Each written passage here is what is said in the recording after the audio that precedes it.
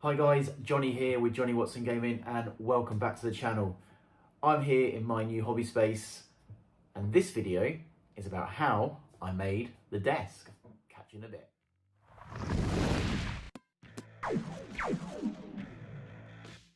Okay, so here is the new hobby space.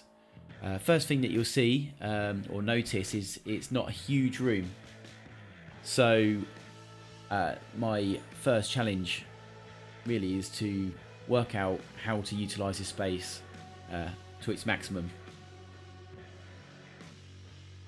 So from the extension I had quite a few bits of offcuts of timber, so I brought them in, got them to all the same sort of length, brought them into the room and just started to work out which ones were straight, which ones were bowed, just to try and work out what ones I want to use to create the desk.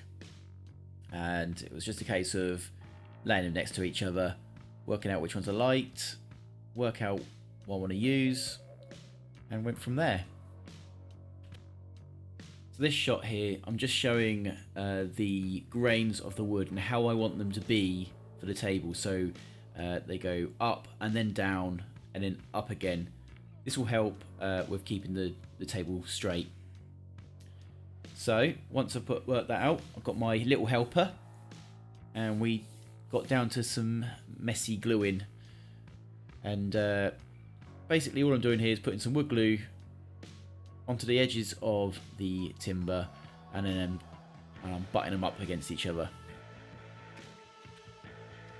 So a mistake I made here was, if you can see those clamps to the left, I picked up some clamps and thinking that once I've glued them, I'll clamp it all together to keep a nice tight seal. Well, those clamps weren't big enough for my boards, all those three boards together. So,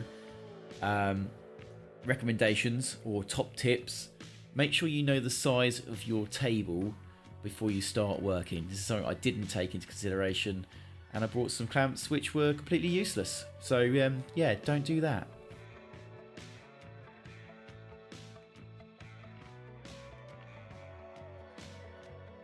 So once I've got the glue on the two edges of the two side boards, it was time to then start pre-drilling to create the pocket holes for the screws that are going to ultimately hold the table together.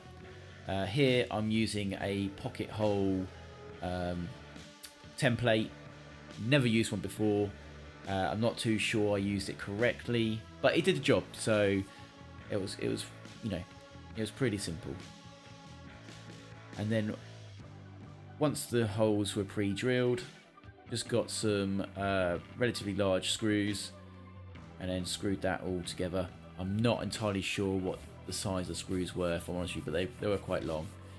And then once we have got to that point, it was a case of measuring out the size of the desk that I wanted. And I'm now just going to cut this off with a circular saw just to get it to the size that I need for the table.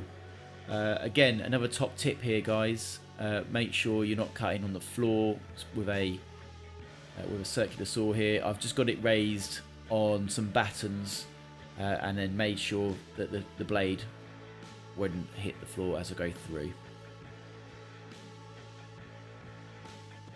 So with the first part of the desk in situ, it was time to measure out the second part of the desk. So as you can see, I'm opting for a somewhat of a corner desk.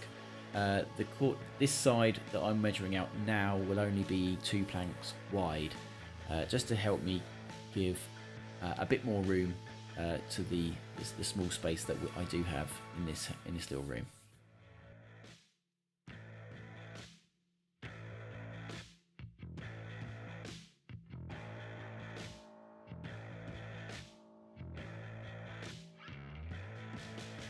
Same process again, guys, just making sure it's raised, marked my measurement and then cutting through with the circular saw.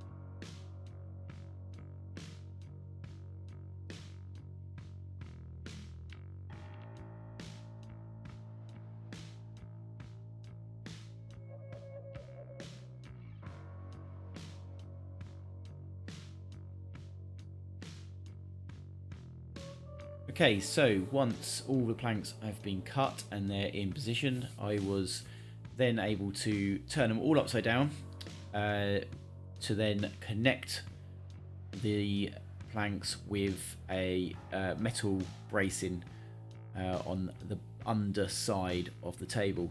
This is there for extra support. The screws that I put in originally, they will do the most of the holding. This is there for the extra support, just to make sure there's no movement or no breakages, nothing comes away for when you're sitting down at the desk.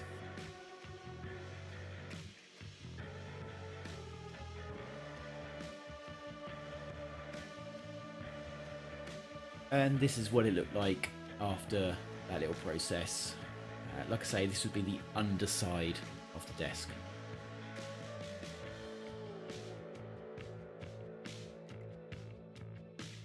Right, so next task was to make the legs for the desks.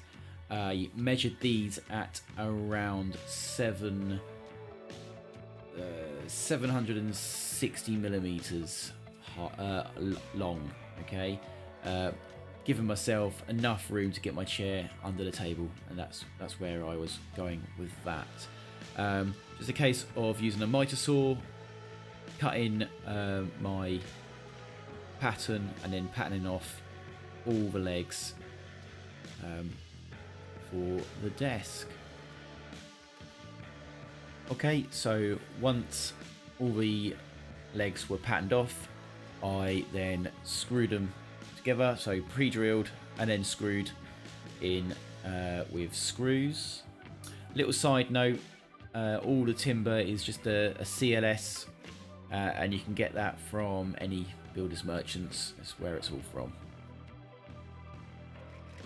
So the idea of this process is to build the frame of the legs, giving a solid structure, something to work with later on.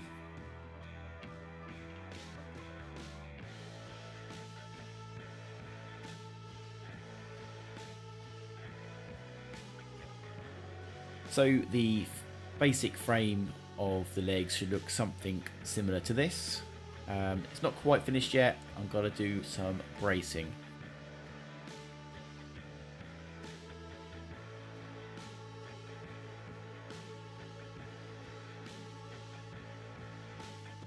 Okay, and for the bracing then, I used a piece of batten or roofing batten. All I've done there is cut the ends at 45-degree angles to the opposite of each other, so it fits smack bang through the center of the frame, and that will give the rigidity. So with that done, it's back to the tabletop, and we are sanding down the top of the table. First of all, starting at a 60 grit sandpaper. Top tip, guys, do this outside. It is very, very dusty. I found that out the hard way.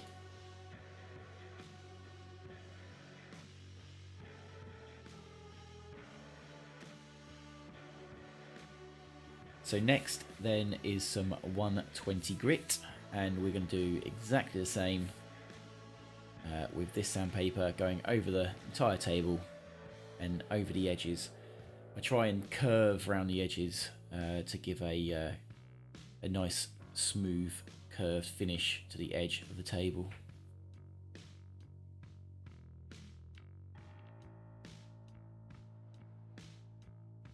So this is our final going over the table with sandpaper at 220 grit. This really finishes off your table. It is lovely. It's like silk once you're finished. So always go that extra mile. Don't stop at 120. Push on. Maybe even do a few more than I did, but it really makes a big difference.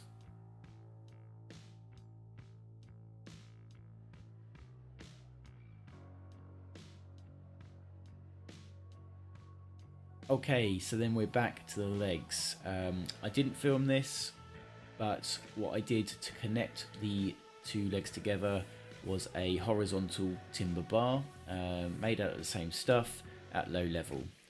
I then primed it grey, ready to take a black finish coat. So black is going to be my final colour on the legs.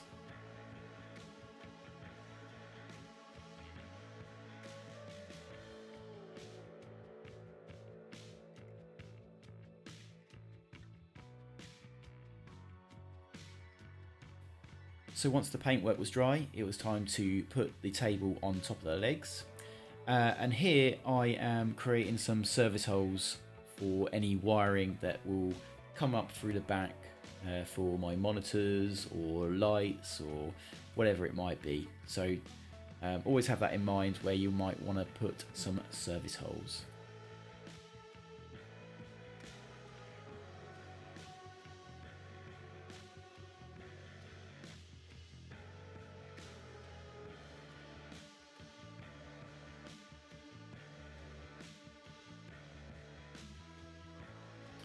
Once I've done that and cleared up my mess, it was time to then varnish the table.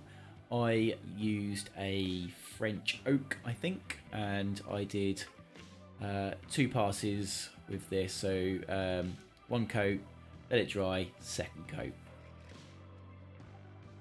So once that was done, all that was left to do was to screw the tabletop onto the legs, and that was a finished product. And this is what it looks like in situ. It's finally finished. I've got my stuff out and I'm working on it, and it's great. Guys, wonder what you think about my little project there. Is it something you'd think about doing yourself? I had a great time doing it. It was a lot of fun. It pushed me. Did lots of different things that I'd never done before. It was nice to try a bit of carpentry. Yeah, so it was a fantastic way to enhance my hobby. Really enjoyed it a lot. And also at the end there, I also have added some LED lights just to show off a little bit, I suppose.